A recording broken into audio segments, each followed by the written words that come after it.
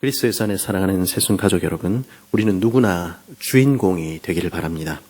누구나 우리 인생의 주인공이 자신이라 믿으며 살아가는 것이죠. 그러다가 시간이 지나고 세월이 지나면 점차 우리가 주인공이 아니라는 사실을 발견하게 됩니다.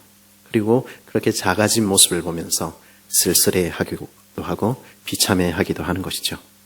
그러다가 또 우리가 기회만 되면 우리는 다시 어깨를 펴고 우리가 무엇이나 된 것처럼 폼을 잡곤 합니다. 그리고 다음 순간 다시 절망하기도 하지요. 인간의 비참함, 인생의 비참함을 느끼는 장면들이 여러 가지가 있을 수 있을 것 같습니다. 가난을 만날 때, 굶주림에 허덕일 때, 슬피 울며 애통할 수밖에 없는 상황들을 직면할 때 우리는 인생이 얼마나 비참한지 깨닫게 되지요. 또 한 가지가 있다면, 아니 더 비참한 순간이 있다면 그것은 우리 자신의 모습을 직면할 때입니다. 우리 안에 어쩔 수 없는 인생의 바닥을 보게 될 때, 우리 자신이 도무지 구원받을 수 없는 죄인이라는 사실을 뼈저리게 직시하게 될 때 우리는 참 비참해지는 것이죠.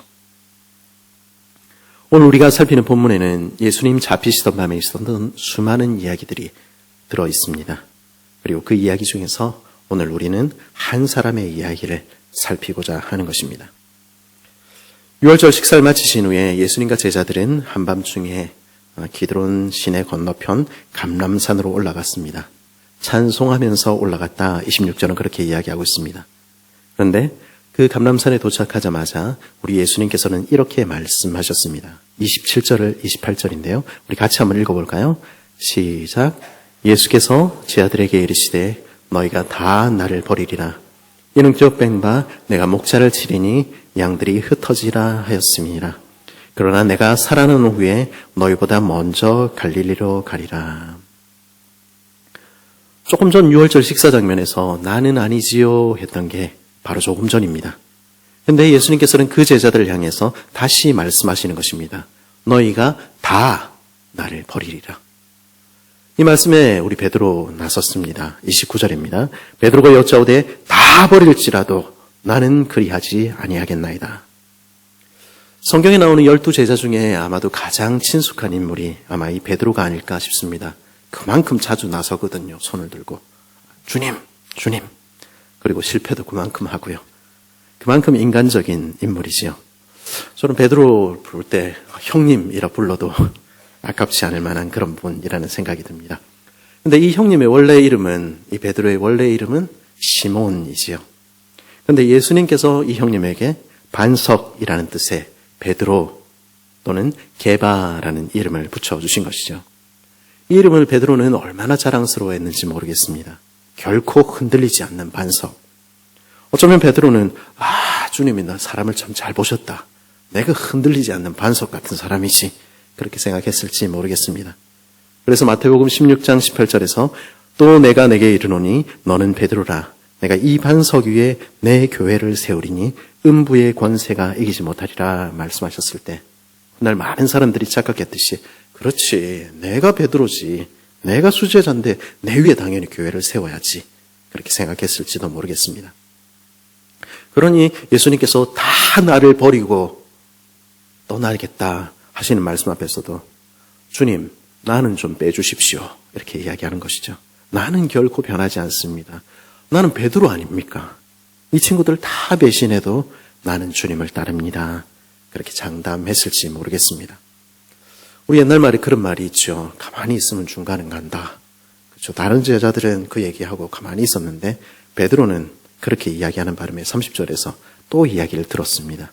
예수께서 이르시되 내가 진실로 내게 이르노니 오늘 이 밤 닭이 2번 울기 전에 내가 3번 나를 부인하리라. 내가 진실로 내게 이르노니 이 말은 아멘 하는 그 말이죠. 하나님께서 자신을 걸고 하시는 말씀입니다. 오늘 밤 닭이 2번 울기 전에 네가 반드시 나를 3번 부인하리라. 베드로는 그 말을 듣고도 또 항변합니다. 베드로가 힘있게 말하되 내가 주와 함께 죽을지언정 주를 부인하지 않겠나이다. 모든 제자들도 이와 같이 말하니라. 이 장면을 보면서 예전에 보았던 영화, 오래전에 보았던 영화 중에 시베리아의 사랑이라는 영화가 생각났습니다. 거기 보니까 러시아 황제의 근위대가 황제에게 충성을 맹세하면서 건배를 하고 그 유리잔을 마시고는 그거를 땅에 깨뜨려 버립니다. 그리고는 소리치지요. 죽음이 우리를 갈라놓는다 해도 나의 충성은 결코 변하지 않을 것입니다. 나는 죽는다고 해도 유리잔처럼 깨어진다고 해도 나의 충성은 변하지 않습니다.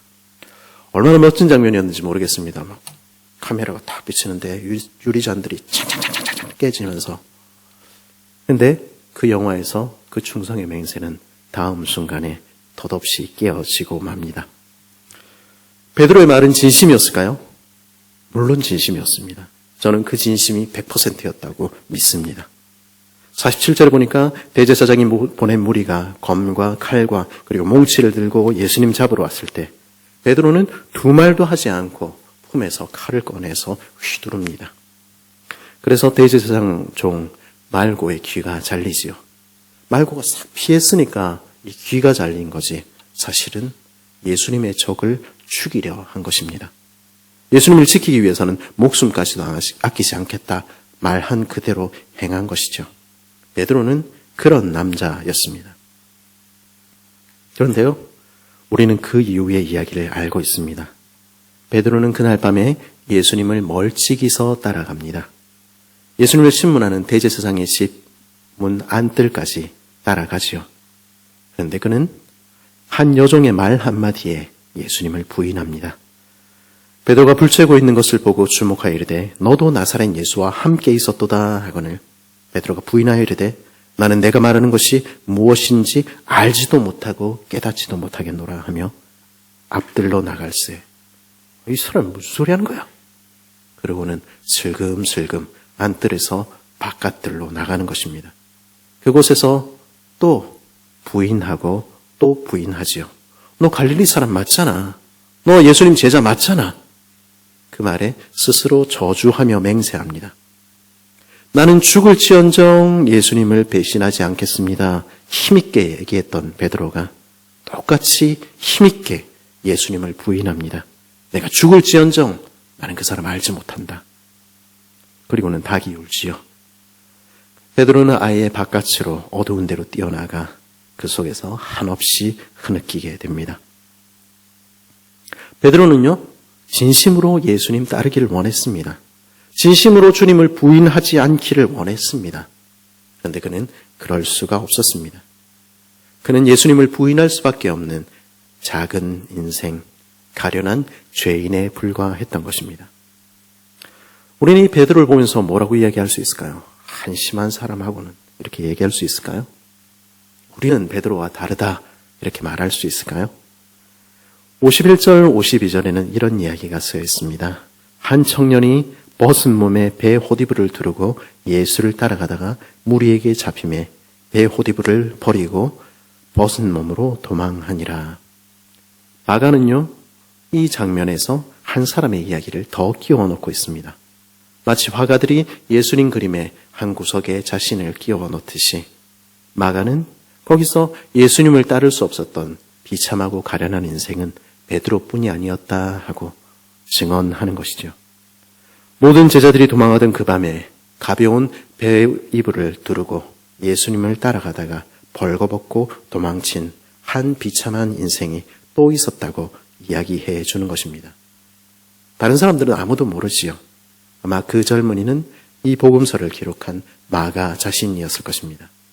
나도 그날 밤에 예수님을 버리고 도망쳤다고, 우리는 그럴 수밖에 없는 가련한 인생에 불과하다고 마가는 고백하는 것이죠.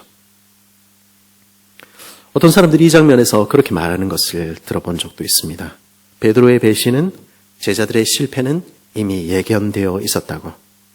그들이 예수님을 따르는 데 실패한 것은 그들이 그 밤에 기도하지 않았기 때문이라고. 그들은 겟세마네에서 기도하는 데 승리하지 못했기 때문에 결국 예수님을 배반할 수밖에 없었다고. 정말로 그런 것이었을까요? 분명 예수님의 겟세마네의 기도는 그런 것이었습니다. 감람산에 오르셨을 때 예수님의 심경을 33절은 이렇게 증언합니다. 베드로와 야고보와 요한을 데려가실새 심히 놀라시며 슬퍼하사 그 가슴이 정말 찢어질 것 같았다. 그 슬픔이 터질 것 같아 이야기하는 것이죠. 그래서 예수님께서는 34절에서 이렇게 말씀하셨습니다. 말씀하시되 내 마음이 심히 고민하여 죽게 되었으니 너희는 여기 머물러 깨어있으라 하시고, 이제 잠시 후면 예수님을 잡으려는 사람들이 몰려올 것입니다.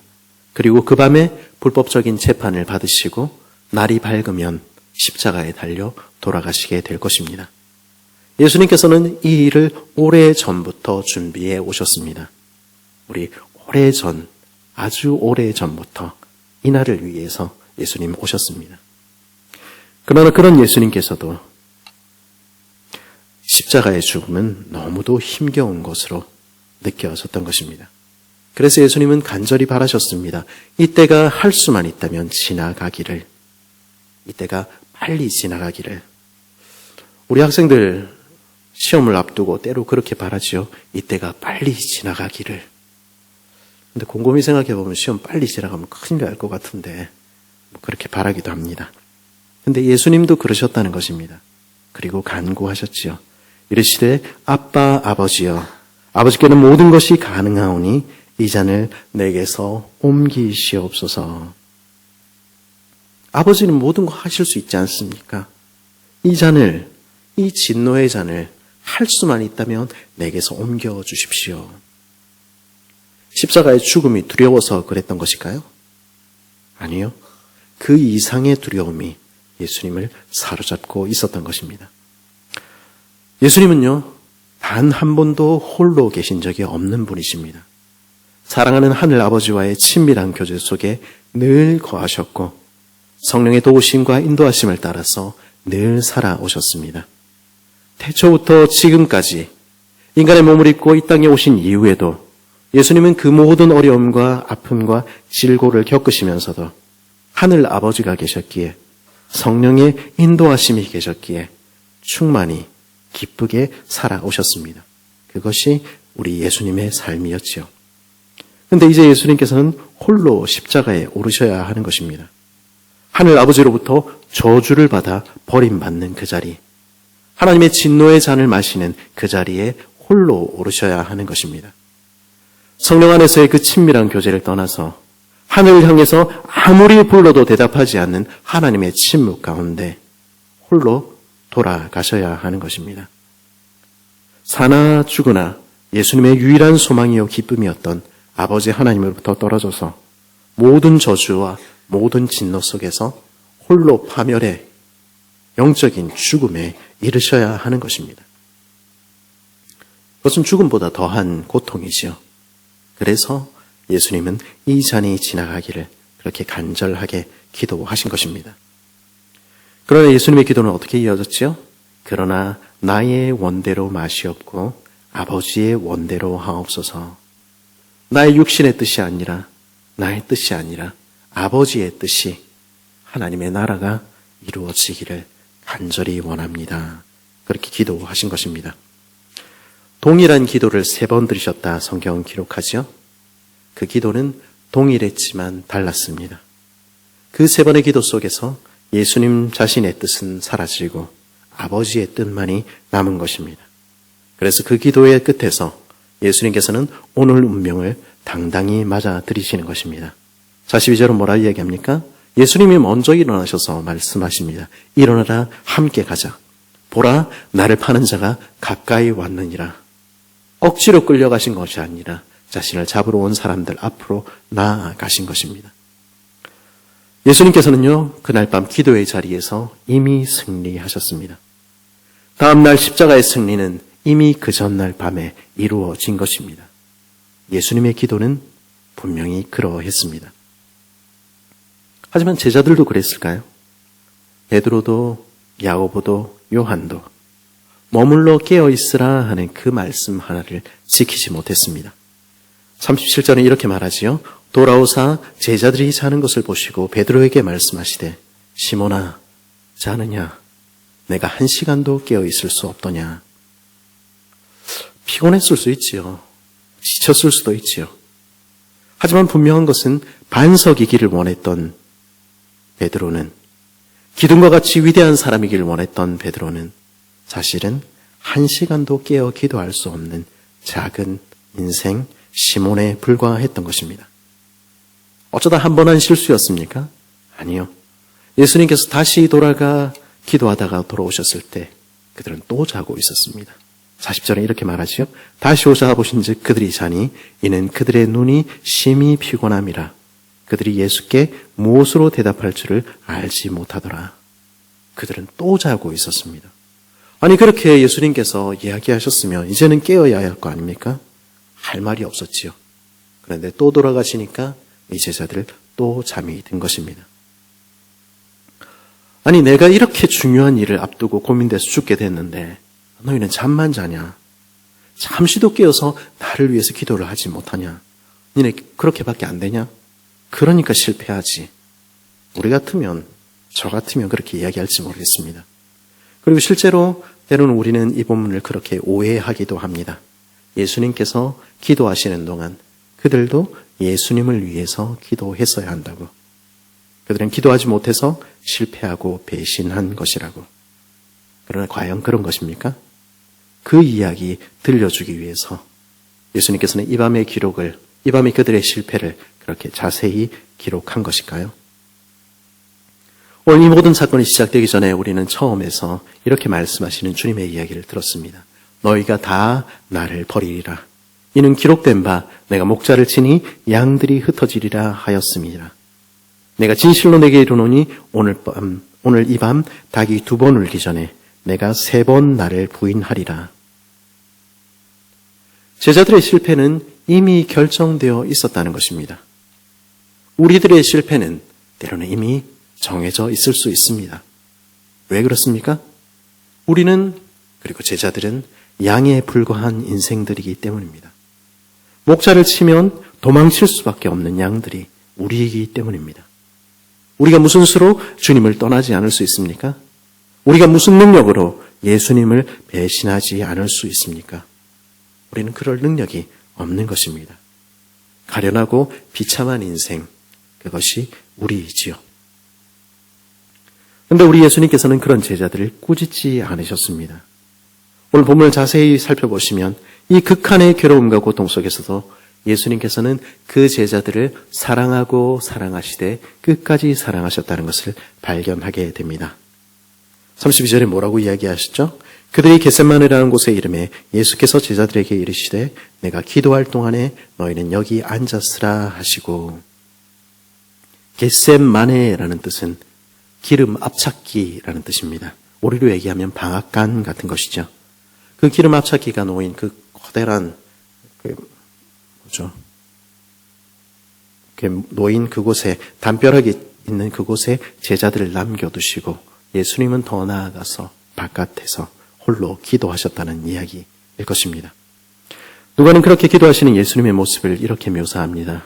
예수께서 힘쓰고 애써 더욱 간절히 기도하시니 땀이 땅에 떨어지는 핏방울같이 되더라.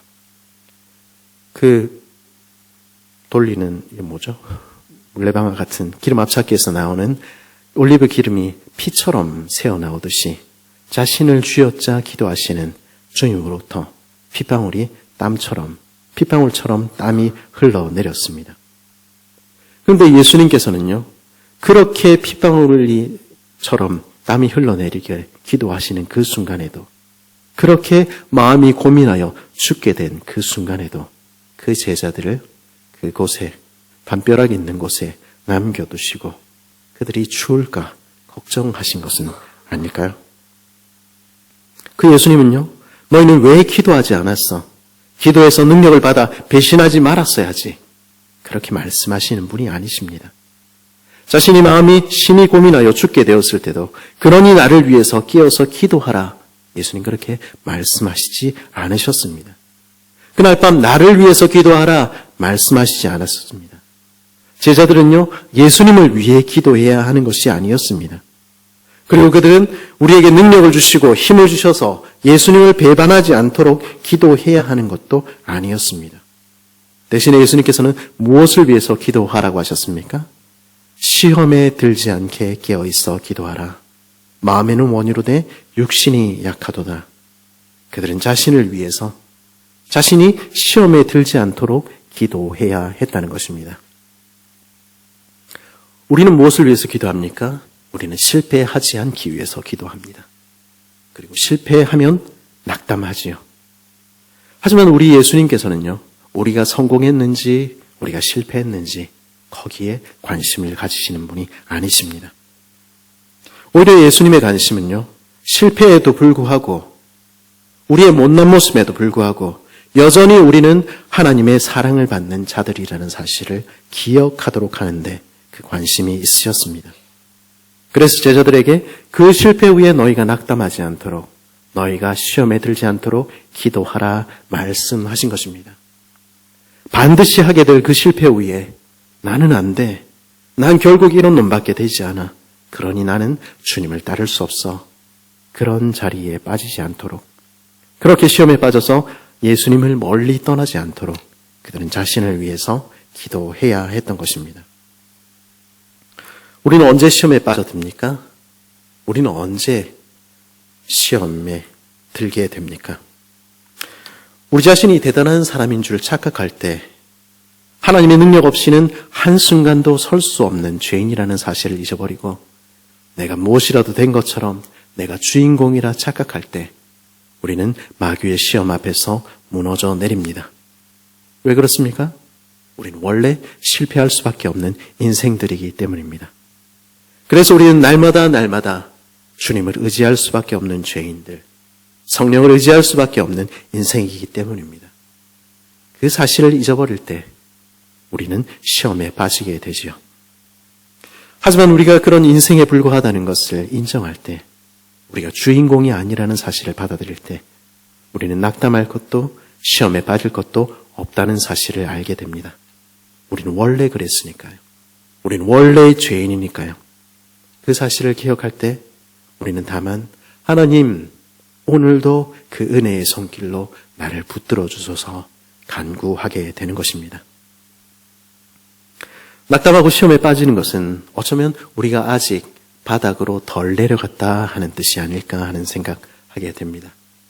내가 그래도 괜찮은데, 내가 그래도 이 정도는 해야 되는데, 그러고 있을 때 우리는 낙담하고 시험에 드는 것이죠. 우리의 바닥으로, 가장 밑바닥으로 내려갈 수 있기를 바랍니다. 우리가 원래 누구였는지, 우리가 지금도 어떤 죄인인지 기억할 수 있기를 바랍니다. 우리가 정말 아무것도 아니라는 것을 기억할 때, 우리의 바닥을 찍을 때 우리는 반드시 다시 떠오르게 되어 있는 것입니다. 다시 말씀드립니다마는 예수님께서는 그런 배신한 제자들을, 그런 실패한 제자들을 탓하지 않으셨습니다. 시몬에 불과한 제자들, 한 시간도 깨어 있을 수 없는 그를 향해서 이 자식들이 정신상태가 글러먹었지, 이렇게 말씀하시지 않았습니다. 대신에 뭐라 말씀하셨지요? 마음에는 원이로되 육신이 약하도다. 또 자고 있는 그들을 향해서 뭐라 말씀하셨지요? 너희 눈이 심히 피곤하구나. 너희는 깨어있고 싶은데 눈이 자꾸 너희를 잠기게 하고 있구나. 우리 주님은 그렇게 말씀하시는 분이십니다. 그리고 그렇게 잠자는 우리를 위해서, 그렇게 실패한 우리를 위해서 홀로 십자가로 향해 걸어가신 것입니다. 이 부분을 묵상하며 지난주에 말씀드렸던 창세기 15장의 아브라함의 언약 장면이 다시금 떠올랐습니다. 아브라함이 죄를 지으면 그가 책임져야 되는데 정작 아브라함은 자고 있었다 말씀드렸지요. 아브라함은 자고 있고 하나님께서 홀로 쪼갠 고기 사이를 지나가셨다 말씀드렸지요.